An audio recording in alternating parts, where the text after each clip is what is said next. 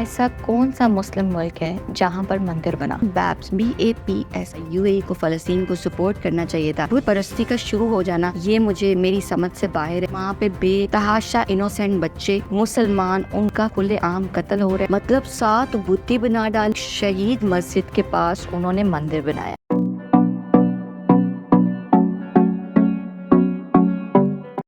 अस्सलाम वालेकुम, this is me Ayesha Umar and welcome to my channel. आज का टॉपिक जो है वो बहुत इंटरेस्टिंग होने वाला है। जब मुझे इस टॉपिक के बारे में पता चला कि ये काम हो रहा है और हो भी चुका है, तो मैंने सोचा क्यों ना इस पर पहले थोड़ी रिसर्च की जाए कि आया ये काम सच है, झूठ है, या इसके पीछे किसका हाथ है। तो लेकर चलती हूँ आपको टॉपिक की तरफ। आज का टॉपिक है मंदिर। ऐसा कौन सा मुस्लिम मुल्क है जहाँ पर मंदिर बना? ऐसी क्या जरूरत पेश आई कि मंदिर बनाना पड़ा, और वो भी ऐसे हालात में जब फलस्तीन की और इसराइल की लड़ाई चल रही हो। और बैप्स हिंदू का एक मंदिर जिसका नाम BAPS है। इस स्टैंड फॉर्म बहुत लंबी है हिंदी वर्जन में, वो आप खुद भी गूगल कर सकते हैं, लेकिन इसका शॉर्ट नेम है बैप्स BAPS, जो कि यूएई के एक शहर अबू धाबी में तामीर किया गया और रिसेंटली उसकी इनॉग्रेशन थी 14 फरवरी 2024 को। अब चलते हैं इसकी हिस्ट्री की तरफ। ये मंदिर दिसंबर 2019 में बनना स्टार्ट हुआ और अब जाके कंप्लीट हुआ 14 फरवरी 2024 में, जिसमें बहुत सारे हिंदू पंडित जो कि सीनियर उनके हिंदू पंडित थे, उन्होंने प्राइम मिनिस्टर नरेंद्र मोदी ने और खुद president of UAE Sheikh Mohammed bin Zayed ने शिरकत की। अगर मैं इसकी लोकेशन की तरफ जाऊं तो अबू धाबी में शेख जायद ग्रैंड मॉस्क, अगर आप वहाँ रहते हैं जानते होंगे, उससे सिर्फ 15 किलोमीटर के फासले पर ये मंदिर बनाया गया। अगर आप गाड़ी से जाएं तो लगभग 20 मिनट, अगर आप टैक्सी से जाएं तो 25 मिनट, और अगर आप अपनी बस से जाएं, बाय बस जाएं, तो 1 घंटा 15 मिनट आपको लगेंगे। इससे पहले कि मैं बताऊं कि इस मंदिर को बनाने में किसका हाथ था, किसने सपोर्ट किया, मैं इसके थोड़े खदोखौल की तरफ जाना चाहूंगी। इस मंदिर के अंदर एट अ टाइम 3000 लोग अकोमोडेट हो सकते हैं। इसके अलावा इसमें एक कम्युनिटी सेंटर है, एक लाइब्रेरी है, एक पार्क है और एक एग्जीबिशन हॉल है। डेफिनेटली एक मंदिर का यूएई की सरजमीन, जो कि एक मुस्लिम सरजमीन है, वहाँ पर बनना इस बात की अक्कासी करता है कि वहाँ पे हिंदू कल्चर को प्रमोट किया जाएगा। जाहिर सी बात है, मंदिर बनेगा, हिंदू कल्चर प्रमोट होगा, हिंदू कल्चर शो ऑफ होगा और हिंदू फेस्टिवल्स होंगे वीकली, डेली, दिन रात। वहाँ पे अभी पूजा हो गई है, पूजा स्टार्ट हो गई है। मतलब आज के हालात में जब ये जंग का दौर था, जंग का समा था, यूएई को फलस्तीन को सपोर्ट करना चाहिए था, आप एक मंदिर की इनॉग्रेशन करें, वेरी गुड। अब आ जाते हैं इसके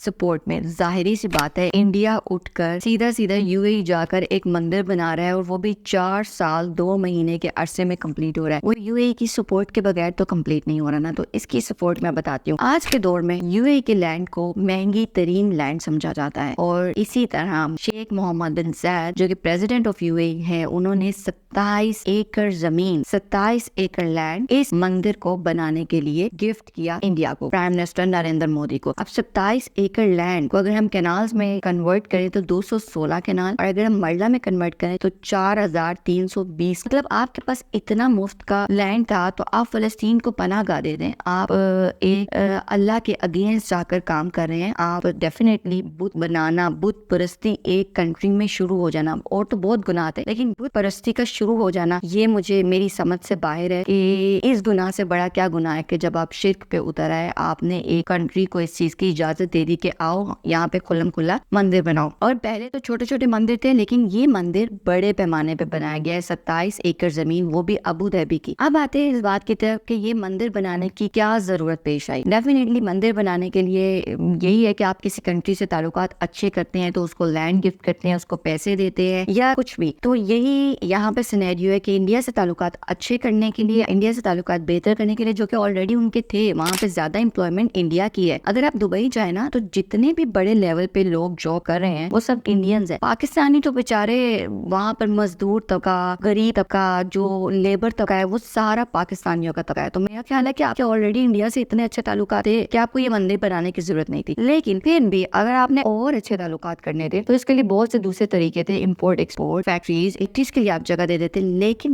मंदिर की जगह, मंदिर के लिए जगह गिफ्ट करने की बात बिल्कुल समझ से बाहर है। और मैंने जब ये रिसर्च शुरू की तो एकदम मैं हैरान हो गई, और मैंने कहा यार क्या वाकई हम लोग मुसलमान हैं। और फिर सबसे बड़ी बात, फलस्तीन में छोटे छोटे बच्चे, 2 महीने के, 2 दिन के, बूढ़े लोग, औरतें, सब मर रहे हैं, सब शहीद हो रहे हैं। उन पर कितने जानलेवा अटैक्स हो रहे हैं, कितने धमाके हो रहे हैं। मतलब वहाँ पे ना फूड है, ना वहाँ पर कोई डोनेशंस उस तरह से जा रही हैं और ना कोई मुल्क इतना बोल रहा है। Indirectly you are supporting Israel. क्यों? क्योंकि इंडिया जो है उसने साफ अपनी स्टेटमेंट दी कि हम इसराइल को सपोर्ट करें, और इसी तरह आप इंडिया को सपोर्ट कर रहे हो तो आप इनडायरेक्टली इसराइल को सपोर्ट कर रहे हो। क्योंकि फलस्तीन के लिए तो मैंने अभी तक अरब ममालिक से कोई भी ऐसी स्टेटमेंट नहीं आती देखी जो वो कहें कि जी deadline, this is the deadline, अब आपको ये जंगें रोकनी पड़ेंगी। ऐसा कोई स्टेटमेंट मैंने नहीं देखा। लेकिन वहाँ पे बेतहाशा इनोसेंट बच्चे लोग, ज़ईफ लोग, मुसलमान, उनका खुले आम कत्ल हो रहा है। उनको दिन का नहीं पता, उनको रात का नहीं पता। लेकिन हमारे यूएई के प्रेसिडेंट क्या कर रहे हैं, हमारे मुस्लिम मुल्क के प्रेसिडेंट क्या कर रहे हैं, मंदिर बना रहे हैं इतनी बड़ी जगह पर और गिफ्ट कर रहे हैं कि भाई ये जगह, ये लैंड हमने आपको गिफ्ट किया, आप आ जाएं यहाँ पे मंदिर बना लें। अब आ जाते हैं इसके नेगेटिव पॉइंट्स की तरफ। बहुत सारे लोगों ने इस पे ये कमेंट किया है कि आर यू रियली अ मुस्लिम, मतलब आप लोग सीरियसली मुसलमान हो कि आपको क्या ऐसी जरूरत पेश आ गई। दुबई ऑलरेडी टूरिज्म में इतना ऊपर है, इतना ऊपर है, तो मुझे नहीं लगता कि यूएई की जो हुकूमत है उनको किसी भी लेवल से ये मक्खनबाजी करने की जरूरत थी, वो भी इंडिया की, सिर्फ इंडिया से ताल्लुकात अच्छे करने के लिए। मेरे हिसाब से ये बटरिंग है। I think so UAE is much better than India. तो जब भी कोई कंट्री किसी दूसरी कंट्री को कोई गिफ्ट करता है तो किसी रिटर्न में करता है कि हमें इससे ये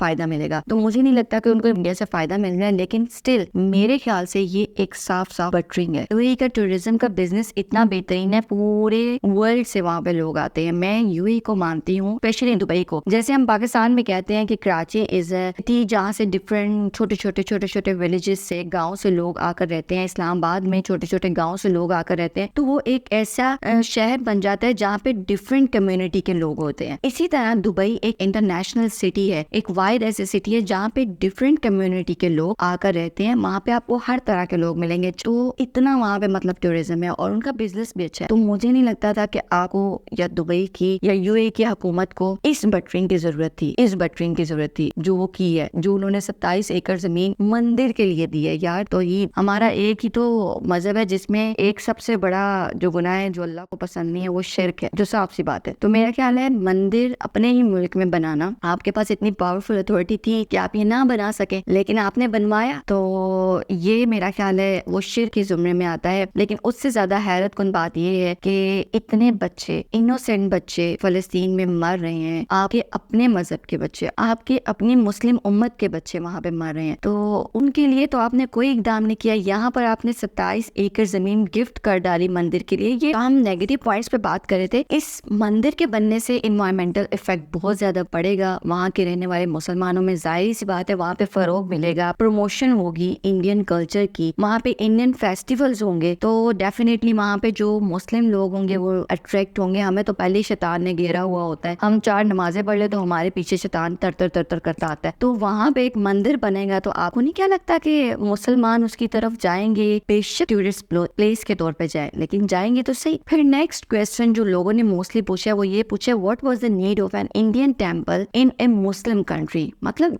यही मेरी स्पीच है अभी तक की इस पूरी वीडियो में कि क्या जरूरत थी भाई, क्यों, आखिर क्यों? मतलब 7 बुत्ती बना डाले, 7 उनके सीनियर्स पंडित जितने आए इस इनॉग्रेशन में। ये 14 फरवरी 2024 से 2 हफ्ते पहले की बात है। वो तो मैं कुछ चीजों में बिजी थी तो मैं वीडियो बनाना चाह रही थी, लेकिन मैंने कहा पहले मुकम्मल रिसर्च करूंगी और फिर वीडियो की तरफ आऊंगी। फिर नेक्स्ट नेगेटिव पॉइंट्स जो लोगों ने रेज किया वो ये किया है कि ये मुस्लिम कल्चर को वॉयलेट करेगा, और डेफिनेटली करेगा, डेफिनेटली करेगा। मैंने अभी बताया कि हम तो पहले ही शैतान के मारे घूम रहे होते हैं, 5 नमाजों के पीछे पीछे भाग रहे होते हैं, हमें शैतान इतना बरगला रहा होता है। तो ऑलरेडी यूएई में मुसलमानों का इतना बुरा हाल है, क्लबिंग सिस्टम आम है वहाँ पर, शराब आम है, और कर रहे हैं लोग, इसमें कोई शक नहीं है, कर रहे हैं लोग। मेरा एक बार मेरी लाइफ में विजिट हुआ था दुबई का, उसके बाद मैंने फैसला किया कि मैं दुबई कभी भी नहीं जाऊंगी, सिर्फ इसी वजह से कि वहाँ पे बहुत बुरा हाल है मुसलमानों का। तो क्या ये मंदिर बनना इतने बड़े लेवल पर, क्या ये मुस्लिम कल्चर को वॉयलेट नहीं करेगा? अभी रिसेंटली ना इंडिया में ये हुआ है कि एक शहीद मस्जिद के पास उन्होंने मंदिर बनाया, उसका कोर्ट में चल रहा था केस, बड़ा वो कंट्रोवर्शियल टॉपिक रहा है। अगर पिछले दिनों आपने गूगल पे रिसर्च किया हो तो वो उसका चल रहा था कोर्ट में केस। इंडियन मुस्लिम जो थे वो नहीं बनवाना चाह रहे थे, तो इंडियंस थे वो कह रहे थे कि नहीं, कोर्ट इसके शहीद मस्जिद के पास मंदिर बनेगा। डेफिनेटली वहाँ की जो हुकूमत है वही उन कोर्ट्स को, वही उन सबको डील कर रही है। तो कोर्ट ने ये पास कर दिया कि जी हाँ आप यहाँ पे बना ले मंदिर। अगर आप उसको पिक्चर में देखें, वो पिक्चर में शो भी करूंगी, शहीद मस्जिद के बिल्कुल साथ उन्होंने मंदिर बनाया, और बाकायदा हेलीकॉप्टर से उस पे फूल बरसाए और वहाँ पे इंडियन सेलिब्रिटीज ने भी शिरकत की। ये बस हमारा ईमान रह गया कि हम इंडियंस जो है वो किसी भी तरीके से या दूसरे जितने भी एंटी इस्लामिक लोग हैं वो कुछ भी करके अपना काम पूरा कर रहे हैं और हम मुसलमान उनकी बातों में आ रहे हैं। मुझे लगता है कि ये मंदिर बनाने का मकसद सिर्फ ये है कि आपने अपने सर घुटने सब टेक दिए किसी एंटी इस्लामिक कंट्री के आगे। और इसके साथ साथ ही पॉलिटिशियंस ऑफ पाकिस्तान को तो मैं यही मैसेज देना पसंद करूंगी कि भाई तुसी लड़ते रहो, थोड़ा काम है लड़ना, जिद्दां हो उदा ही लड़ते रहो। इसके अलावा इनके पास कोई मौका नहीं है कि पार्लियामेंट में इतनी सीटें चलेगी, इसका मैंडेट उधर चला गया, ये वोटें इधर हो गई, ये ढालनी उधर हो गई, तुसी लड़ते रहो। यही लड़ाई ने पाकिस्तान ਨੂੰ बैसाखियां ते खड़ा किया है एंड आई एम शॉक देख कर के पाकिस्तान के आने वाले क्या हालात होंगे और ये सियासत, ये गुंडों की सियासत, ये माफिया सियासत पाकिस्तान से कब खत्म होगी। शर्मनाक मुकाम है हम सब मुसलमानों के लिए इस वक्त जो मंदिर यूएई में बना है, शर्मनाक मुकाम है। पाकिस्तान ऐसी बैसाखियों पे है कि पाकिस्तान उठ के बोल भी नहीं सकता ओए तू की कीता है, ऐतका तो बनाया या क्यों बनाया। So this was me Ayesha Umar. Do not forget to subscribe my channel. साथ साथ डिफरेंट चीजें लेकर चलूंगी, लेकिन उससे पहले अगर आपने मेरा चैनल सब्सक्राइब नहीं किया तो वो करना मत भूलिएगा। और do not forget to give me your feedback. ये बड़ा इंपॉर्टेंट इशू है। मैं चाहती हूँ कि आप लोग सब नीचे फीडबैक दें कि क्या यूएई को ये जरूरत थी कि मंदिर बनाए, वो भी अबू धाबी में, या फिर यूएई को फलस्तीन को सपोर्ट करना चाहिए था। ऐसे हालात में बहुत ही दर्दनाक सिचुएशन है इस वक्त फलस्तीन की। आप भी सपोर्ट करें, मैं भी सपोर्ट करूं और खास तौर पर फलस्तीन के लिए दुआ करें, एक इंसानियत के नाते ही दुआ करें कि या अल्लाह वहाँ पे जो पूरा जुल्म हो रहा है उसको किस तरह हम रोक सकें। आई थिंक सो यूएई के पास इतनी पावर थी कि वो रोक सकते थे, लेकिन दिल से करना चाहें, नियत से अल्लाह बेहतर वाकिफ है। So do not forget to subscribe my channel and do not forget to tell me in comments about your feedback कि क्या ये मंदिर बनाने की जरूरत थी एक मुस्लिम सरजमीन पर। टेक केयर, आज के लिए इतना ही। टेक केयर, अल्लाह हाफिज, बाय बाय।